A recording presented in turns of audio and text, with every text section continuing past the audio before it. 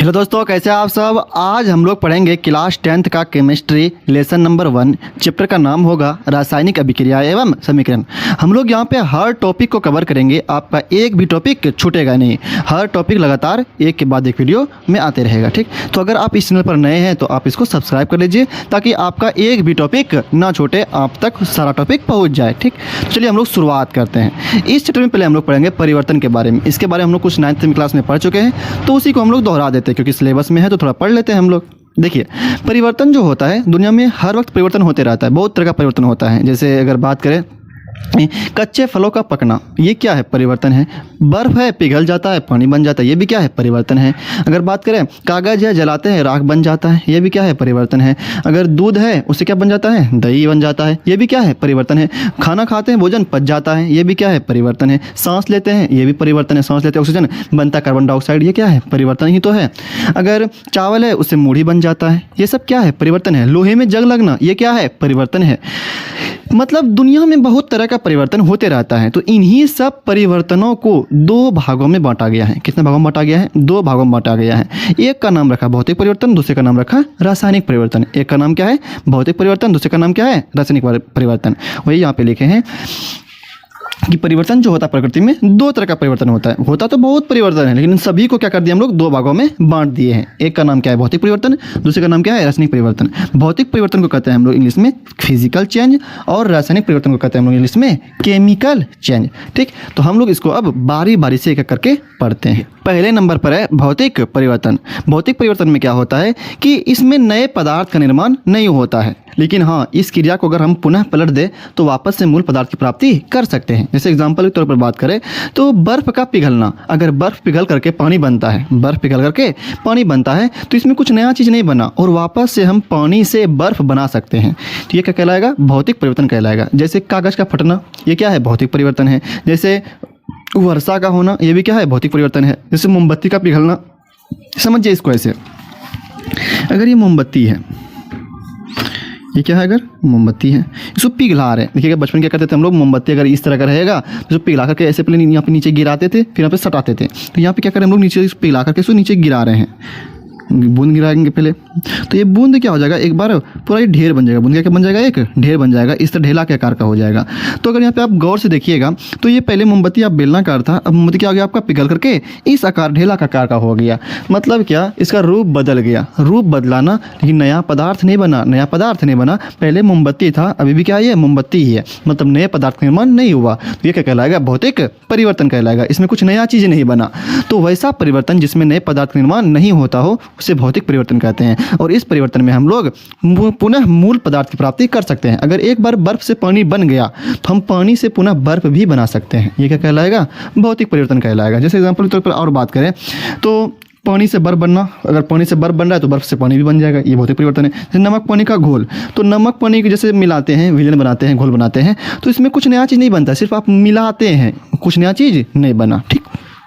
अगर बात करें विद्युत बल्ब का जलना, तो जैसे करंट बहता है तो विद्युत बल्ब क्या होता है? फिलामेंट चमकने लगता है, और वो करंट बना बंद हो जाएगा तो क्या होगा? फिलामेंट चमकना बंद हो जाएगा, पुनः उसी रूप में आ जाएगा। तो ये भी क्या नया चीज़ बना? नहीं। तो ये क्या कहलाएगा? एक भौतिक परिवर्तन कहलाएगा, ठीक। और भी वर्षा का होना, देखिए क्या होता है वर्षा में क्या होता है कि नदी का पानी हो या तालाब का पानी हो, ये क्या होता है? सूर्य की गर्मी से क्या होता है? ये पहले भाप बनता है, वाष्प बनता है ये, और वाष्प क्या होता है? ऊपर चले जाता है और वहाँ पर बादल बन जाता है, और पुनः वह बादल क्या होता है? फिर उसी बादल से क्या होता है? वर्षा होने लगता है। तो ये क्या कहलाएगा? एक भौतिक परिवर्तन कहलाएगा, क्योंकि जो पानी से बादल बना था वही बादल से फिर पानी बन गया। तो क्या कहलाएगा? भौतिक परिवर्तन कहलाएगा। इसमें नया कुछ नहीं बना। तो भौतिक परिवर्तन में क्या होता है कि नए पदार्थ का निर्माण नहीं होता है, लेकिन इस क्रिया से हम पुनः मूल पदार्थ की प्राप्ति कर सकते हैं। और इसमें एग्जाम्पल क्या बोलेंगे? बर्फ़ का पिघलना, कागज़ का फटना, विद्युत बल्ब का जलना, ये सब क्या है? भौतिक परिवर्तन है। मोमबत्ती का पिघलना, ये सब क्या है? भौतिक परिवर्तन है, ठीक। रासायनिक परिवर्तन को इंग्लिश में कहते हैं केमिकल चेंज। देखिए इस परिवर्तन में होता क्या है?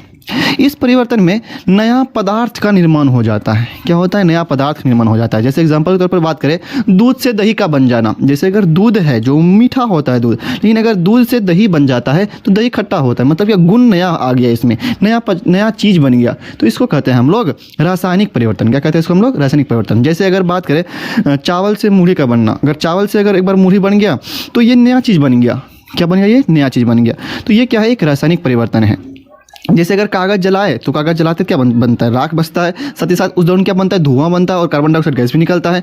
तो राख जो बन गया वो क्या बन गया, नया चीज़ बन गया, तो वो क्या हो जाएगा, रासायनिक परिवर्तन हो जाएगा, जिसमें नया पदार्थ बन जाता है, नया गुण वाला पदार्थ बन जाता है, उसको हम लोग कहते हैं रासायनिक परिवर्तन। और इस क्रिया में क्या होता है, वापस से हम लोग पुनः मूल पदार्थ को प्राप्त नहीं कर सकते। जैसे अगर एक बार दूध से दही बन गया तो हम किसी भी अभिक्रिया करके दही से वापस दूध नहीं बना सकते, तो ये क्या कहलाएगा, रासायनिक परिवर्तन कहलाएगा। जैसे अगर एक बार चावल से मूढ़ी बन जाए तो मूढ़ी से फिर चावल आप नहीं बना सकते, ये क्या कहलाएगा, रासायनिक परिवर्तन कहलाएगा। जैसे कागज जलाते हैं आप, राख बन जाता है, फिर राख से उसी कागज को आप नहीं बना पाइएगा जिस तरह पहले था, तो ये क्या कहलाएगा, रासायनिक परिवर्तन। तो इसी को यहाँ पे लिखे हैं, ठीक, कि वैसा परिवर्तन जिसमें नए पदार्थ निर्माण होता हो लेकिन इस क्रिया को पुनः पलट दे तो वापस मूल पदार्थ की प्राप्ति नहीं होती हो, उसे रासायनिक परिवर्तन कहते हैं। इसमें क्या होता है, नया पदार्थ बन जाता है।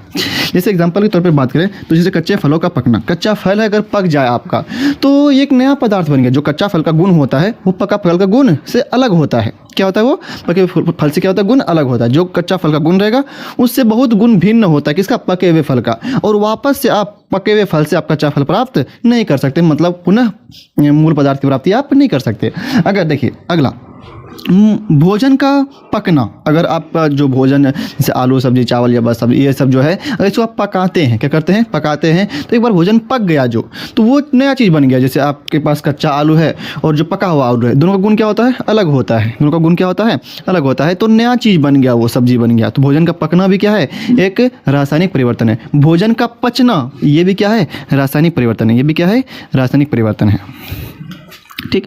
जैसे चावल से मूढ़ी का बनना, लोहे में जंग लगना, ये सब क्या है, ये सब एक रासायनिक परिवर्तन है। लोहे में जंग लगना क्या है, एक रासायनिक परिवर्तन है।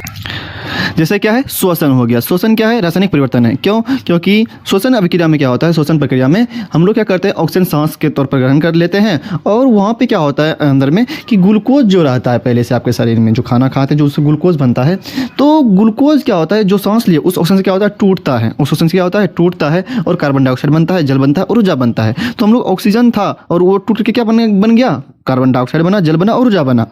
तो कार्बन डाइऑक्साइड बन गया, मतलब नया चीज़ बन गया। तो ये भी क्या कहलाएगा, रासायनिक परिवर्तन कहलाएगा। तो सिंपल परिभाषा क्या बोलेंगे हम लोग, वैसा परिवर्तन जिसमें नए पदार्थ का निर्माण होता हो लेकिन इस क्रिया को पुनः पलट दे तो वापस से मूल पदार्थ की प्राप्ति नहीं कर सकते हैं, इसे कहते हैं हम लोग रासायनिक परिवर्तन। दूध से दही बन गया तो नया चीज़ बन गया, वापस से हम दही से दूध नहीं बना सकते, यह क्या कहलाएगा, रासायनिक परिवर्तन कहलाएगा। देखिए अगला क्वेश्चन बहुत ही इंपॉर्टेंट है। क्वेश्चन कहता है कि मैग्नीशियम के फीते को जलाने से पहले उसे सरेस कागज से रगड़ते क्यों हैं। तो देखिए मैग्नीशियम जो होता है वो अधिक अभिक्रियाशील धातु होता है। अगर उसको हम खुली हवा में छोड़ते हैं तो क्या करता है, ऑक्सीजन से अभिक्रिया करके मैग्नीशियम ऑक्साइड का परत बना लेता है, जिससे क्या होता है, उसको जलने में काफ़ी कठिनाई उत्पन्न होता है। इसीलिए क्या करते हैं हम लोग, उसको जलाने से पहले सरेस कागज से रगड़ते हैं। जैसे अगर बात करें मैग्नीशियम का फीता Mg हो गया, अगर इसको मान लीजिए यही मैग्नीशियम का फीता, ये क्या मैग्नीशियम का फीता है, इसको हम यहाँ पे खुली हवा में छोड़ दिए तो यहाँ पे जो बगल में ऑक्सीजन, वातावरण में जो ऑक्सीजन है, वायु में क्या होता है, ऑक्सीजन होता है, तो उससे क्या करेगा, ये अभिक्रिया कर लेगा और मैग्नीशियम ऑक्साइड का क्या करता है, परत बना लेता है। अगर बताइए फिर कि अगर यहाँ पे परत बन गया और उसको जलाएंगे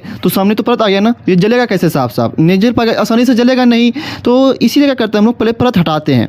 परत हटाने क्या करते हैं प्रयोग, हम लोग सरेस कागज का प्रयोग करते हैं। सरेस कागज क्या करेंगे हम लोग, इसके ऊपर परत लगा हुआ है उसको हम लोग हटा देंगे तो ये क्या हो जाएगा, आसानी से जलना शुरू हो जाएगा। ठीक, देखिए इसका समीकरण देखिए कैसे लिखेंगे। पहले मैग्नीशियम है, ये क्या करता है, मैग्नीशियम का फीता है, ऑक्सीजन से अभिक्रिया करेगा, क्या करेगा, ऑक्सीजन से अभिक्रिया करेगा, क्या बनाता है, मैग्नीशियम ऑक्साइड बनाता है, मैग्नीशियम ऑक्साइड बनाता है। इसको संतुलित कर देते हैं हम लोग, 2 का 2 यहाँ पे 2 लगा देते हैं, 2Mg O2 2 हो गया।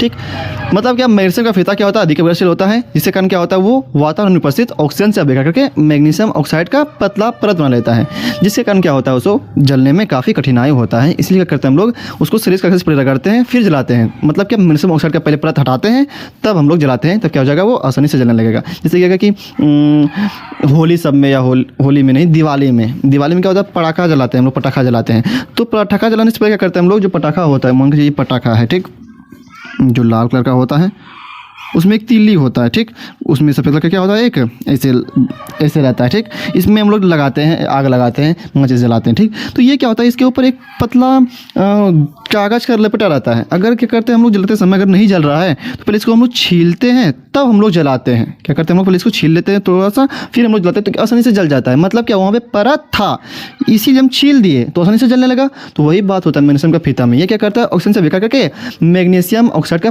पतला परत बना लेता है। तो अगर अगर परत बन गया तो जलने में क्या होगा, कठिनाई होगा। इसलिए हम लोग क्या करते हैं, परत हटाते हैं। जिस तरह यहाँ पे पटाखा से जनरल क्या करते हैं, हम लोग परत हटा देते हैं थोड़ा सा, ताकि जल जाए आसानी से। वही काम करते हैं यहाँ पे भी। मैग्नीशियम के फीते को जलने से पहले उसको रगड़ते हैं, क्योंकि उसमें मैग्नीशियम ऑक्साइड का परत बन जाता है। लेकिन हाँ, अगर नया मैग्नीशियम का फीता है तो उसमें परत नहीं बनता है, तो वो पहले आसानी से जलेगा वो। लेकिन अगर बहुत दिन हो गया है आपका मैग्नीशियम का फीता, तो क्या होगा, आसानी से नहीं जलेगा। ठीक, तो यही था क्वेश्चन, बहुत ही इंपॉर्टेंट क्वेश्चन है। तो रहने थे आज यहीं तक हम लोग, फिर मिलेंगे हम लोग अगले वीडियो में। अगर वीडियो आपको पसंद आया हो तो वीडियो को लाइक कर दीजिएगा, चैनल को सब्सक्राइब कर दीजिएगा।